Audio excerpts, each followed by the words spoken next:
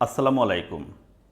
BCS প্রস্তুতির আজকের আয়োজনে থাকছে নৈতিকতা, মূল্যবোধ এবং সুশাসন থেকে কয়েকটি গুরুত্বপূর্ণ প্রশ্ন। পুরো আয়োজনটি আপনারা মন দিয়ে দেখতে থাকুন এবং প্রশ্নগুলো আয়ত্ত করার চেষ্টা করুন। আইন ও নৈতিকতার আলোচ্য বিষয় কি? আইন ও নৈতিকতার আলোচ্য বিষয় হচ্ছে মানুষ ও সমাজ। রাষ্ট্র এবং জনগণের মধ্যে নিবিড় যোগসূত্র স্থাপন করে কোনটি? রাষ্ট্র এবং জনগণের মধ্যে নিবিড় যোগসূত্র স্থাপন করে সুশাসন। সুশাসনের অপরিহার্য উপাদান কি? সুশাসনের অপরিহার্য উপাদান হল জবাবদিহিতা। এশীয় উন্নয়ন ব্যাংকের মতে সুশাসনের উপাদান কয়টি? এশীয় উন্নয়ন ব্যাংকের মতে সুশাসনের উপাদান হচ্ছে 4টি। মানুষের আচরণ পরিচালনাকারী নীতি ও মানদণ্ড কি? মানুষের আচরণ পরিচালনাকারী নীতি ও মানদণ্ড হল মূল্যবোধ। গণতন্ত্র প্রতিষ্ঠা ও বিকাশের জন্য অপরিহার্য কি? গণতন্ত্র প্রতিষ্ঠা ও বিকাশের জন্য অপরিহার্য হল সহনশীলতা। সহনশীলতা গণতন্ত্র প্রতিষ্ঠা ও বিকাশের জন্য অপরিহার্য। মানুষের যে ক্রিয়া নীতিবিদ্যার আলোচ্য বিষয়। মানুষের হচ্ছে ঐচ্ছিক ও অনৈচ্ছিক ক্রিয়া হচ্ছে নীতিবিদ্যার আলোচ্য বিষয়। পরের প্রশ্ন হলো আইনের সবচেয়ে প্রাচীনতম ভিত্তি কি? আইনের সবচেয়ে প্রাচীনতম ভিত্তি হলো প্রথা। সুশাসন ও মূল্যবোধ একে অপরের কি? সুশাসন এবং মূল্যবোধ একে অপরের পরিপূরক। সুশাসন নিশ্চিতকরণের অপরিহার্য উপাদান কোনটি? সুশাসন নিশ্চিতকরণের অপরিহার্য উপাদান হচ্ছে মূল্যবোধ শিক্ষা। মূল্যবোধ শিক্ষা সুশাসন নিশ্চিতকরণের অপরিহার্য উপাদান। মানুষের আচরণ এবং ঐচ্ছিক ক্রিয়ার নৈতিক মূল্য বিচার করে কি? মানুষের আচরণ বা ঐচ্ছিক ক্রিয়ার নৈতিক মূল্য বিচার করে হচ্ছে নীতিবিজ্ঞান। ন্যায়, সাম্য, ন্যায় বিচার এবং কল্যাণমূলক রাষ্ট্র প্রতিষ্ঠার সর্বাগ্রে কি প্রয়োজন? সাম্য, ন্যায় বিচার এবং কল্যাণমূলক রাষ্ট্র প্রতিষ্ঠার সর্বাগ্রে প্রয়োজন হচ্ছে সুশাসন। নব্য প্রতিষ্ঠানবাদ তাত্ত্বিকদের দৃষ্টিতে সুশাসন কার্যকর হলে কার বিকাশ ঘটে?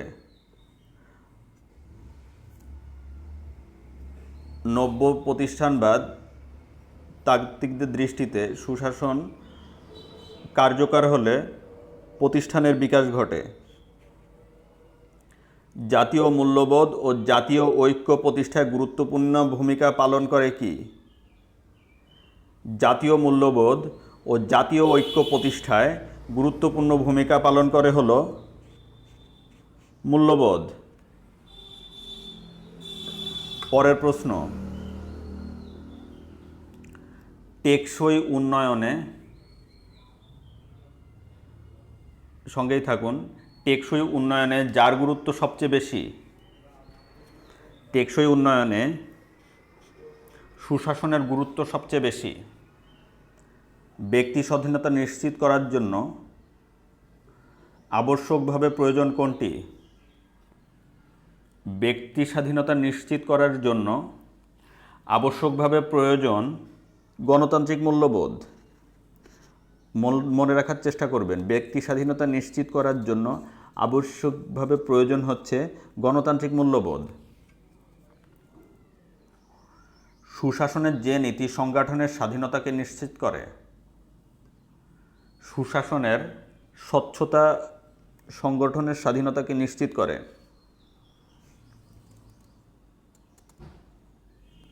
একজন দক্ষ প্রশাসকের মৌলিক মূল্যবোধ কি?